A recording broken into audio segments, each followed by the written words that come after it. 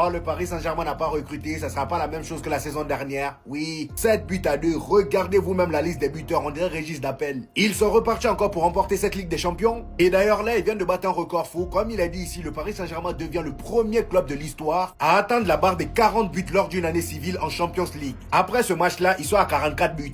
Et c'est pas tout, hein. Ils sont également le premier club français de l'histoire à inscrire 7 buts à l'extérieur contre une équipe allemande en Coupe d'Europe. Et lors des 4 derniers matchs de Ligue des Champions, ils ont inscrit 17 buts. C'est bon pour vous? Et cette saison, j'ai même l'impression qu'ils sont encore plus dangereux que la saison dernière, étant donné que face au FC Barcelone, même sans leur taulier, ils les ont tapés. Et là, avec le retour des tauliers, on commence à revoir la même couleur que la saison dernière. Il n'y a qu'à voir le but de Tariq que Désiré Doué a marqué aujourd'hui. Ousmane Dembélé qui rentre en jeu, le ballon d'or, et il te claque son but. Et après cette journée, ils sont premiers de Ligue des Champions avec 9 points en 3 matchs, 13 buts marqués et seulement 3 buts encaissés. Le seul joueur qui a fait tâche aujourd'hui de leur côté, c'est Zabarni. En une mi-temps, le gars, il a concédé 2 pénaltys et il a pris un carton rouge en même temps. Voilà, comme ça au moins c'est complet. Un match vraiment catastrophique. Et pourtant face au FC Barcelone, il était plutôt bon. C'est lui-même qui a sauvé le PSG ce jour-là. Mais ce genre de choses-là, ça arrive. Il y a des matchs comme ça. Terrifiant. Je suis désolé. Ce PSG peut tout espérer. Il s'est passé des trucs de fou dans le match. À commencer par Pacho qui vient marquer son premier but de l'histoire de sa carrière. Je suis vraiment très content pour lui. L'un des joueurs les plus respectables et les plus humbles. Il a absolument tout pour lui. Sur le service, bien évidemment, de Nuno Mendes, qui est l'un des joueurs les plus remarquables du Paris Saint-Germain depuis le début de saison. Se voit même récompensé plus tard dans le match par un très beau but. Suivra le penalty obtenu par le Bayer Leverkusen. Zabarini ensuite total qui obtient un carton rouge qui provoque un penalty, pas aidé par Chevalier qu'on se le dise au départ. Fort heureusement que Leverkusen en a aussi obtenu un et c'est là que tout commence. Il est beaucoup trop fort. À peine revenu de blessure, la manière dont il orchestre cette offensive parisienne, les bangers qu'il t'envoie, Kvaratskhelia à côté, j'en parle même pas. C'est tellement des poissons dans l'eau. Comme si ça suffisait pas, hein. Leur ballon d'or rentre, ils le font aussi planter d'une manière, mais tellement simple, tellement sans forcer. Et comme si c'était pas assez, bien évidemment, Vitinha à la fin du match qui vient marquer le 7. Pétard d'en dehors de la surface. Déjà 13 buts dans cette édition de Ligue des Champions, je peux vous le dire, ce PSG peut littéralement espérer tout ce qu'ils veulent. Encore l'équipe qui donne la plus forte impression jusqu'à présent. Et en plus de ça, avec tellement de blessures qui commencent petit à petit à peine à revenir, c'est beaucoup trop fort. C'est quoi son poste à lui au fait? C'est quoi son poste? Parce qu'en fait, je veux bien que Luis Enrique dans sa tactique, il y a des postes interchangeables, des joueurs qui se déplacent un peu partout. Mais justement, lui, il est un peu trop partout. J'ai l'impression qu'il a tout fait aujourd'hui. Il aurait juste fallu qu'il enfile les gants. Il aurait fait tous les postes. Parce que sur des phases de jeu, on le voyait en pointe. Je me dis, je voyais un Renoir en pointe. Je me dis, ah, peut-être, c'est Ousmane Dembélé, il entre un peu plus tôt. Et puis il marque. Non, c'était pas Dembélé, mais c'était Nuno Mendes qui était en pointe, qui fait son appel en profondeur. Vitinha va lui glisser le ballon et il va finir devant Flecken. Sur d'autres phases de jeu, il joue en tant que défenseur central. Lorsque Zabarni est sorti sur le carton rouge, on a vu que c'est lui qui s'est recentré. Il a même été à la récupération, il me semble, sur le but de Kvaratskhelia, si je me trompe pas. C'est lui qui récupère le ballon sur la transition, au poste de défenseur central. D'autres phases de jeu, il était ailier. Vraiment, c'est dingue parce que ce Paris Saint-Germain de Luis Enrique, j'ai l'impression que la tactique, elle est simple. Déplacez-vous où vous voulez, faites les appels que vous voulez. Par contre, il y en a un qui sort de sa position, qu'un autre vienne le couvrir. C'est tout. J'ai l'impression qu'ils partagent tous le même cerveau pour se couvrir parfaitement. Aujourd'hui, Nuno Mendes, on l'a aussi vu à la première passe décisive. Sur la tête de Pacho, pour l'ouverture du score. Non, franchement, il est monstrueux. Puis quand tu vois le centre et même la patte qu'il a, tu dis vraiment qu'au final, c'est un gâchis qu'au Paris Saint-Germain, il n'est pas de joueur de tête. Parce que les bonbons qu'il peut déposer, celui-là, on le voit au Portugal, hein. Quand il y a CR7, il se fait plaisir. Mais voilà, quand il attaque, c'est Doué, Dembélé, Barcola, on voit beaucoup moins de centres. Mais bon, il frappe les coups de pied arrêtés. Et dans ce domaine-là, il s'illustre très bien. 2-7, 2-7, 93, j'ai la recette. Pour ceux qui ont la référence, vous connaissez dans le bien, dans le bueno. Mais les gars, c'est un truc de ouf. C'est un truc de ouf, cette équipe. D'ailleurs, c'était un match assez bizarre. Déjà, 2 cartons rouges. Zabarni qui a pris un carton rouge. Et de l'autre côté, Henrich qui prend un carton rouge assez bête. Mais en fait, on a l'impression que le Paris Saint-Germain, ils sont en train de se réconcilier réellement avec la Ligue des Champions. On dirait que c'est maintenant leur compétition. Le back-to-back, il est en place pour eux. Quasiment toute l'équipe a marqué, les gars. Toute l'équipe a marqué quasiment. Pacho, il a réussi à marquer son but. Il a amené cette équipe du Paris Saint-Germain. Et oui, les gars, il y a débat entre Pacho et Gabriel. Ils font partie des meilleurs défenseurs centraux au monde. Ils sont dans le top 3, ils sont pas troisième. C'est moi qui vous le dis. Kvaratskhelia, Nuno Mendes qui se prend pour un ailier. Il a plus de stats que des ailiers, la famille. Il a plus de stats que des attaquants de pointe. Je vous ai dit un truc, hein. Nuno Mendes, s'il continue comme ça, il va aller chercher un ballon d'or. Il a vu le ballon d'or d'Ousmane Dembélé. Il veut goûter aussi à cette gloire aussi, ce type-là. Et oui, sachant que la Coupe du Monde arrive, hein, on sait pas quelle folie il est capable de nous faire. Et oui. Ensuite, t'as Dembélé. Dembélé qui est méchant. T'as vu Dembélé? Même pas le temps de savourer un peu son ballon d'or. Il est directement au diapason. Diapason direct. Il veut montrer qu'en fait, c'était pas une saison de chance l'année dernière. C'était la réalité, qu'il a passé un cap. Et par la suite, hein, t'as la cerise sur le gâteau. Le maestro des maestros. Vitinha qui termine et qui conclut. 7 buts à 2 face à une équipe comme ça. C'est trop. Cette équipe du Paris Saint-Germain, c'est la meilleure au monde. Ça à toi. Mais en tout cas, on dit alhamdoulilah. Qui l'eût cru en 2025? On aurait dit que le PSG est de la meilleure équipe au monde. Qui l'eût cru? Dinguerie. Et d'ailleurs, Nuno Mendes, encore homme du match. C'est dingue. Pardon. Vous savez pourquoi je m'excuse? Parce que j'allais commencer mon débrief d'Arsenal, comme on a gagné 4-0 contre l'Atlético, par ramenez-nous le PSG. Mais en fait, non. Finalement, non. Donc aujourd'hui, 6-2. Et moi, je vais poser une question légitime. Légitime. Est-ce qu'on n'est pas sur le meilleur joueur du monde en ce moment? Oui, parce que vous aimez pas dire que les latéraux, c'est les meilleurs joueurs du monde. Mais il marque, il fait marquer, il prend les trophées d'homme du match. 2 trophées d'homme du match de Ligue des Champions. Il est tout simplement stratosphérique. Stratosphérique. Vitinha, il en a marre qu'on le compare à Pedri et qu'on le sous-cote et qu'on le sous-estime. Voilà son match. 100% de passes précises, 100% de passes dans la moitié adversaire ici, 100% de passes dans sa propre moitié, 100% de passes longues. Et si je vois ça hitmap en fait, c'est pas que le terrain. C'est toute la ville de Leverkusen. C'est toute l'Allemagne. Non. C'est où je suis, même à Oman en fait. Voilà. Préciser, le Ballon d'Or revient. Le Ballon d'Or est déjà décisif. Gvara qui revient à son prime. Les gars, ils sont de retour pour nous jouer un mauvais tour. J'ai peur qu'ils fassent le back-to-back. Mais je l'ai déjà dit, pour moi, Bayern, PSG, Arsenal, parce qu'on est... Non, faut toujours nous caler quelque part quand même. Mais en tout cas, PSG, c'est trop fort, les gars. C'est trop fort. En fait, on a la version méchant allemande, c'est le Bayern. La version malos, malvado, ça, c'est l'Espagne. C'est le Barça là-bas. Et on a les méchants français, tout simplement. Les méchants, c'est le PSG. Les Avengers nouvelle génération sont de retour. Et bel et bien de retour, les amis. C'est quoi ça? Pour le retour de beaucoup de ses absents, Doué, Marquinhos, Dembélé, le PSG a lâché une masterclass à Leverkusen, à 10 contre 10. Mais encore une fois, quelle équipe, qu'est-ce qu'elle est bien huilée. Quand elle attaque ensemble, qu'est-ce qu'elle fait mal. Cette équipe, quand elle est au complète, c'est une arme de destruction massive. D'ailleurs, les amis, le PSG avec 46 buts en Ligue des Champions sur l'année civile 2025 est l'équipe qui a marqué le plus de buts. Aucun club n'a fait mieux sur une année civile et on est en octobre. On précise que oui, c'est la nouvelle formule, il y a des matchs en plus.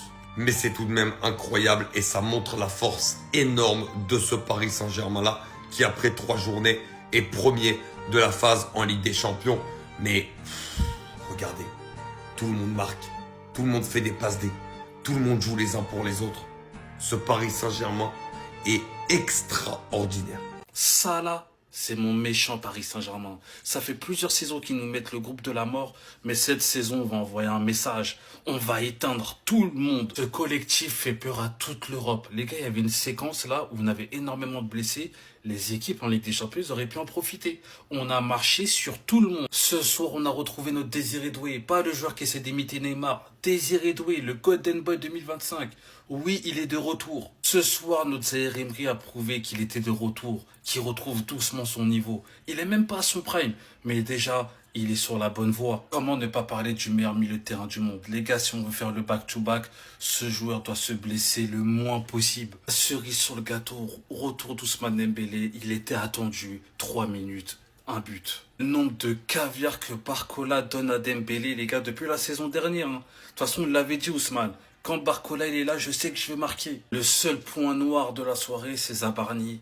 Il en met fort en ce moment. Il a enchaîné 2 mauvais matchs. Il va revenir plus fort. Mais ce soir, il a été décevant. Prochain match en Ligue des Champions, le Bayern Munich à la maison. Je suis impatient de voir cette équipe contre le Bayern. On est la meilleure équipe du monde et semaine après semaine, match après match, on confirmera qu'on est la meilleure équipe du monde, les gars. On ne s'arrêtera jamais de confirmer qu'on est la meilleure équipe du monde. Parce que oui, on a battu un record, 46 buts en Ligue des Champions pour le PSG sur l'année civile. Aucune équipe n'a jamais fait mieux et la dernière à avoir fait ça, c'est Manchester United en 2002, les gars. Donc déjà, on remet l'église au centre du village. Ensuite, on a eu le retour de quelques joueurs qui ont fait du bien à l'équipe et on a vu la différence entre les Titi, bien qu'on ait énormément d'amour pour eux, et ces joueurs-là qui ont été présents à la finale de la Ligue des Champions, bien évidemment, avec notamment le petit Starboy. Alors, il faut que je sois hyper sincère, hein. Il m'a énormément énervé. Et dans le groupe avec des potos à moi, je disais même, il faut qu'on le sorte à la mi-temps, il me rend fou. 30 secondes, même pas plus tard, contrôle du droit, frappe pied gauche en moins de 2 secondes. Vous voulez que je vous dise quoi? 10 minutes après, il enroule deuxième poteau, il sort à la mi-temps. Bah oui. Pourquoi vous voulez prendre les risques? Il n'y a pas de risque à prendre. On est la meilleure équipe du monde et je vous assure qu'on ne force pas. On joue sans forcer. Là, on n'est pas à plein régime, les gars. On est juste tranquille. Vous êtes tellement naïfs. Il y en a parmi vous qui ont vu une simple célébration. Moi, j'appelle ça des aveux. Kvaratskhelia, il essaye de nous faire passer un message. Les joueurs du PSG, ils sont dopés, ils se piquent. Quand je vois la façon dont ils se la sont donnés du début à la fin du match alors qu'ils étaient 10, je suis obligé de faire des analyses à la Illuminati. Parce que ça y est, au bout d'un moment, je vais commencer à tout mélanger. Faut trouver c'est quoi la substance qu'ils sont en train de s'injecter dans le corps. Ils ont roulé sur les Leverkusen, aujourd'hui, ils leur ont mis 7 buts. Et malgré ça, comme si ça suffisait pas, jusqu'à la fin du match, quand il y en a un qui perdait le ballon, il allait la récupérer comme un chien de la casse. Avec et sans ballon, cette équipe, elle est injouable. Est-ce que vous avez conscience du cardio et de la synchronisation qu'il faut avoir pour mettre autant d'intensité tout un match? Le milieu de terrain ce soir top niveau, 71% de possession de balle. Et en plus de ça, ils arrivent à te piquer en contre. C'est des malades mentaux, il n'y a pas un seul match où il lève un peu le pied. Le système il est rodé, il est en place, ça déroule. Qu'il soit 6, 10 ou 8, c'est pareil. Tout le monde veut mettre son but, ça attaque de partout, à droite, à gauche, devant. Dembélé il vient de revenir, on s'est dit il va pas faire grand chose, c'est son match d'adaptation, ça fait longtemps qu'il a pas joué. Première offensive, but. Il en a rien à foutre. Il n'y a pas un club aujourd'hui dans le monde qui respecte leur adversaire et le football comme le Paris Saint-Germain. Ils ont joué tout le match comme s'il y avait 0-0. Quand tu vois ça, tu peux que respecter.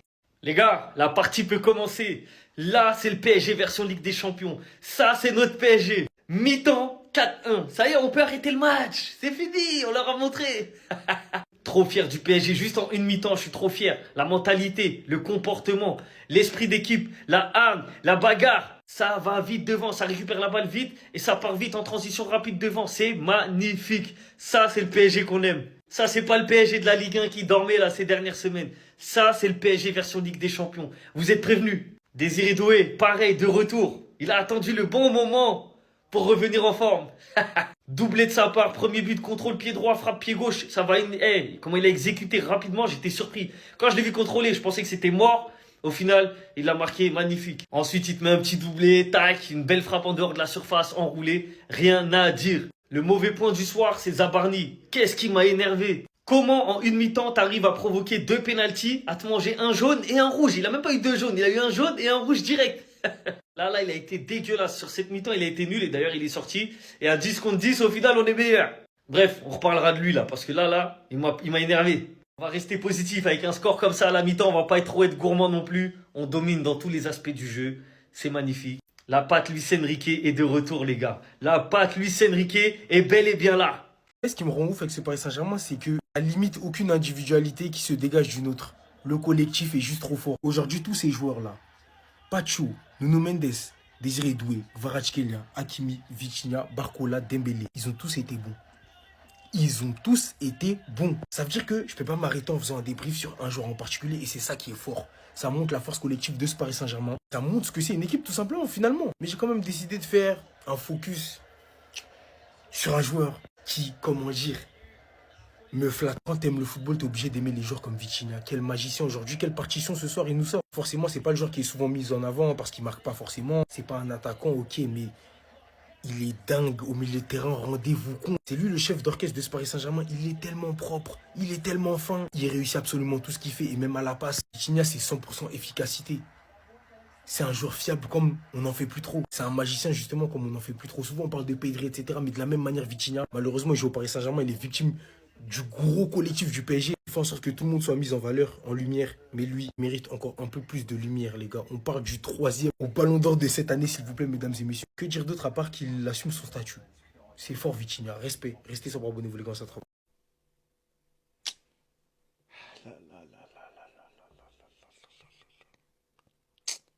C'est qui les Allemands entre eux? Leverkusen et le PSG. Et moi, j'ai une théorie, hein, les gars. Vous inquiétez pas. Hein. La théorie de l'énergie. Vous savez ce que c'est? Beaucoup trop d'énergie en début de saison. Vous inquiétez pas sur la deuxième partie. C'est là où on va les abattre. Non, bah, je parle au nom de toutes les équipes européennes. Parce qu'on doit les sortir, c'est pas normal. 7-2 à l'extérieur, même le Bayern Munich, ils ont jamais mis 7-2 à Leverkusen. C'est très grave. Toute l'équipe, elle a marqué. Toute l'équipe, elle a marqué. Les gars. Moi, il y a quelque chose que je comprends pas. Paris, dans leur histoire, ils ont souffert.